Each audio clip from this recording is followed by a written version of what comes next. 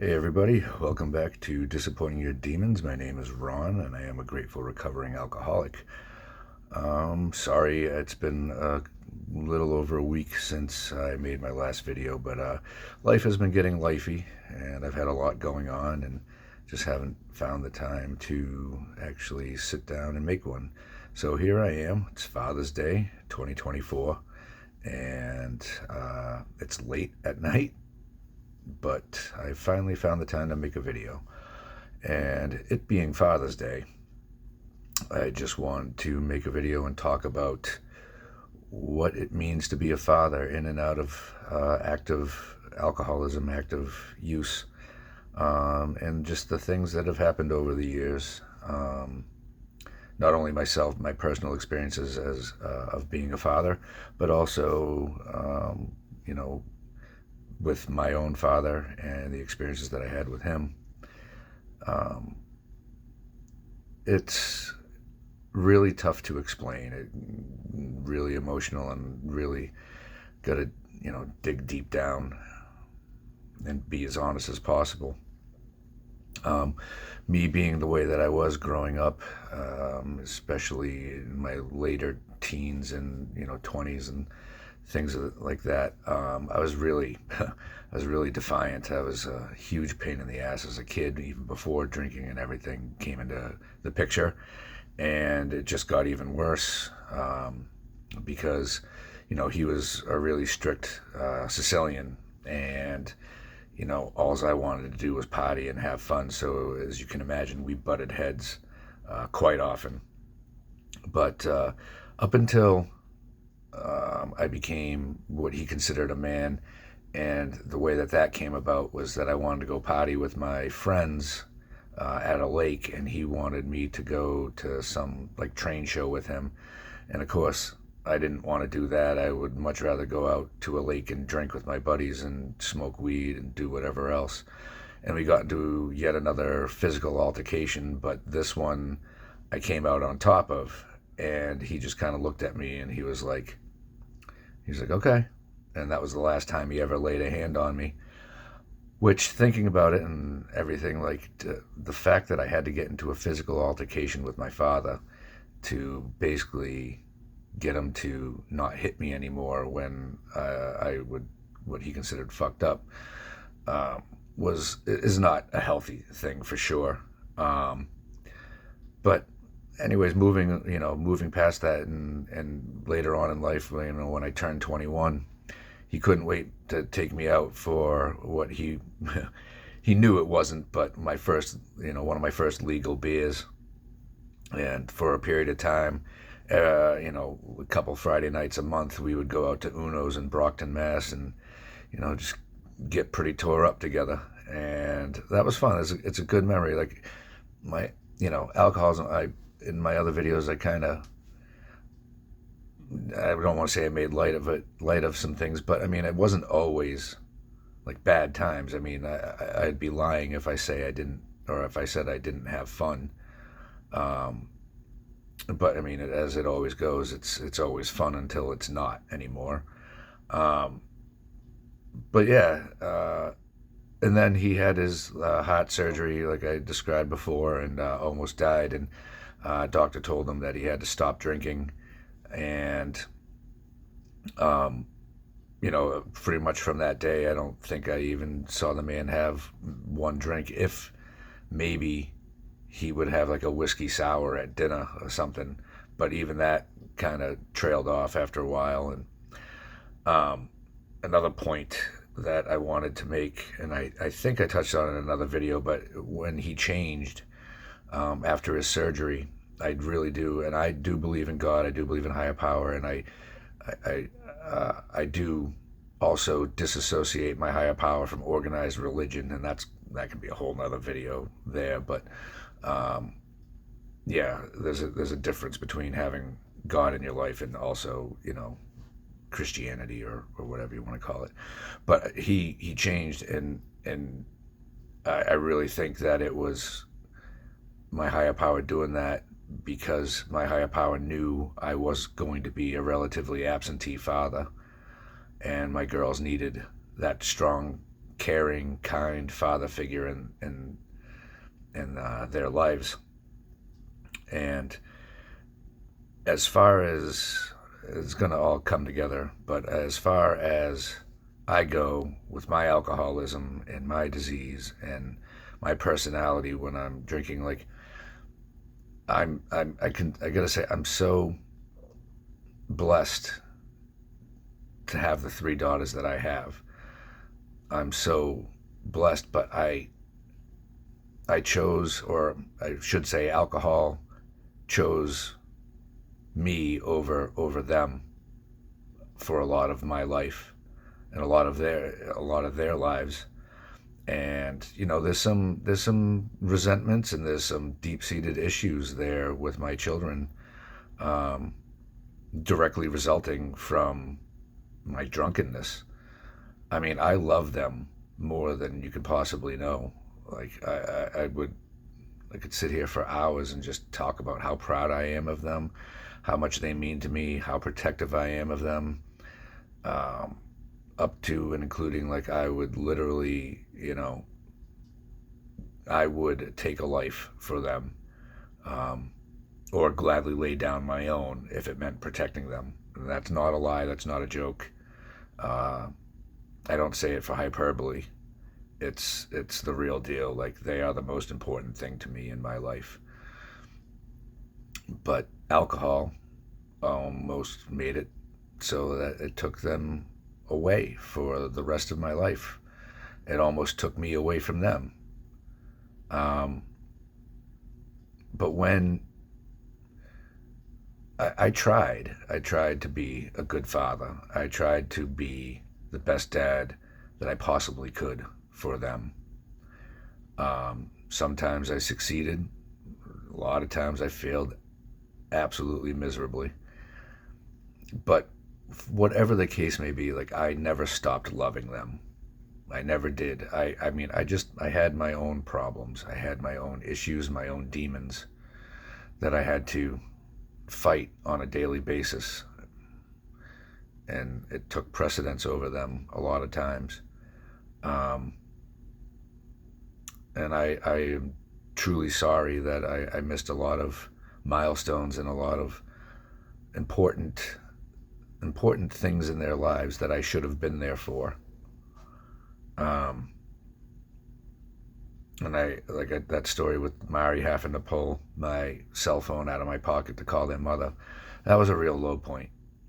But then I got sober. Um, I got sober, and I started trying to be present more. I made it to school, school, like, eighth grade graduations, and high school graduations, and birthday parties. Then was able to finally start being the father that they deserved, even though I still had my own personal life and personal stuff going on. Um, it made me more present being sober. And one of the greatest things I remember happening, it was my 2 years. I was getting my 2 year chip in AA, or medallion, not chip. I was getting my 2 year medallion in AA, and my oldest and my middle kid presented me with it. And my God, what a great feeling that was, that they had the courage to do that themselves, but B, for me, that they were actually there and willing to do it. And my oldest daughter likes to sing, and she performs in front of used to perform in front of her church and everything, singing. But my middle kid is terrified of being the center of attention and in the public eye. And she still got up there, and I don't think she said anything, but she was at least there next to her sister, and it meant so much to me. And then things just got better, and relationships started working out with them more, and they were just happy to have their father back. That's what they all said, was that we're just So happy that we have our father back. And I would, camping trips and family vacations started being a thing again, and I didn't have the the demon, I guess. I mean, the evil of alcoholism holding everything back. But then the old boy Ronnie did it again, and fell off the wagon hard. Not even fell off the wagon. I mean, I swan dived off that fucking thing. Took a header right into the freaking concrete. And I tell you, I ruined all my relationship with my middle kid, all because I was drunk one night and I screamed bloody murder at her. And there was things that we both could have done different, but I sure was completely in the wrong with the way that I reacted because I was so drunk. I hope one day that I get that relationship back with her because I love her so much. I want what's best for her. I want what's best for all of my kids. God, it's so messed up. And the funny thing is that, and I say this, I've said this before, it's the insanity of the disease. It was when I mean, I haven't had I'm at the point in my sobriety now where I don't think about drinking, but I also don't think about not drinking, if that makes any sense. But the insanity of it is, though, that early on and for the times that I've yo-yoed in and out of recovery, is that the thing that has destroyed my life and so many relationships that I have or had is the one thing that I wanted to run back to make me feel better. Like, that is the definition of insanity. But today, I don't have that. I don't want to run back to it. I know that the second I put that bottle to my lips, everything that I've worked so hard for is gonna go up in flames. It's just the way that it works for me. But another story that I wanted to relate, and I'm going to, end it with this. I'm going to try to make it not too long-winded. Was that my dad passed away 2.5 years ago in September. And I remember he called me, and we had been secretly planning, trying to get, he wanted to come down for a visit with my mom. And my mom had a stroke a bunch of years ago, and she's legally blind, so getting her down here would have been a huge task. And she's in kind of poor health anyways, beyond the blindness. But we had been chatting about that. But when me and my dad would talk on the phone, it would, we'd talk for like 5 minutes. And, but this time, he called me up, and he never called me. I always called down there or up there. And, but he called me, and we talked for at least 45 minutes. And he apologized for everything. He apologized for everything, that his way of disciplining me and even things that, like, he didn't need to apologize for. He apologized. He just wanted to be a better father and better provider. It was apologized that we were poor a lot when I was a little kid. I mean, he always, anything I ever wanted, as long, within his means, like, they provided for me, like video games and toys and stuff like that. Like, I found out years later that they put themselves in significant debt just to make sure that I had a good life that I didn't want for anything, for the most part. And yeah, he apologized. And whenever my dad would call, and whenever we would talk, like I said, it was the first thing out of his mouth was always, how you doing with the alcohol? How you doing with the drinking? And most of the time I had to tell him, like, Dad, I'm not doing so good, but and he had this thing he always said, well, you make the best of it, Ronnie. And that was always, you make the best of it. Well, anyways, this time, like I said, at 45, he apologized, and we had a heart-to-heart, and I apologized to him for being such a rotten fucking kid a lot of the times, and being ungrateful a lot of the times, and just being an overall problem. And he said that he never felt that way about me.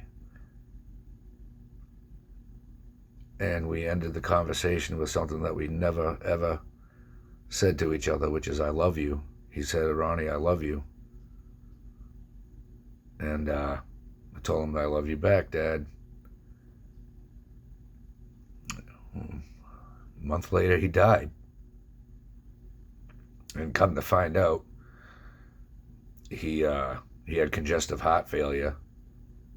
And he always wanted to make sure that, to protect me and protect my mother. He never talked about things, but hindsight and finding out, getting the medical records and everything, he knew he was dying. And he ended up getting pneumonia, and his heart just couldn't take it, and he passed away. But in that time, in that 45-minute conversation, and in that period of time, I was actually sober. I had like a month and a half or 2 months, however long, I forget how long it was in that particular instance. But I was sober. And so my father went to his grave thinking and knowing that his son was sober. And I was sober when I gave his eulogy and was there and present to be there at the time for my kids, to console them and comfort them and be the father that they deserved and needed at the time. Needless to say, I, for whatever reason, decided that it would be a good idea to drink again. And then proceeded to go on about another year-long tear that almost took my life. Took my kid's father from them. But for the grace of God, I am still here. I am above ground as opposed to underground. And I am getting to be in my kids' lives again and be present. One of the things that I am so grateful for is that I get to be in my grandchild's life. My middle kid doesn't want me anywhere near her or her child, and that's just something that I have to accept right now, and hopefully we can work on that. And if it's meant to be repaired, it'll be repaired. But even my oldest, towards the end, she, in honesty, we're having honest conversations, but she even said that she would not have let me be really in my grandson's life, that she wouldn't have wanted me around for any of it, really, if I had still been drinking or if I start drinking again, which is not going to keep me sober. It's not. If I decide, if I go out again or whatever, it doesn't matter, but I don't intend to. I'm doing this one day at a time.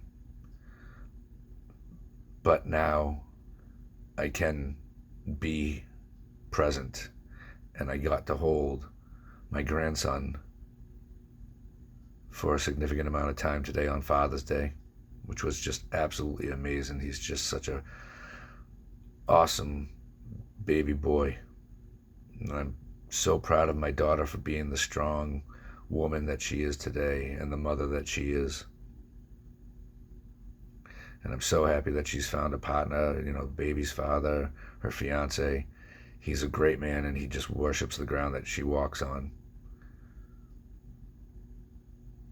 But my point in all of this is that I just love where my life is presently. I love that I get to be there. I love that I get to enjoy these milestones and see my family grow. And if anything, that I get to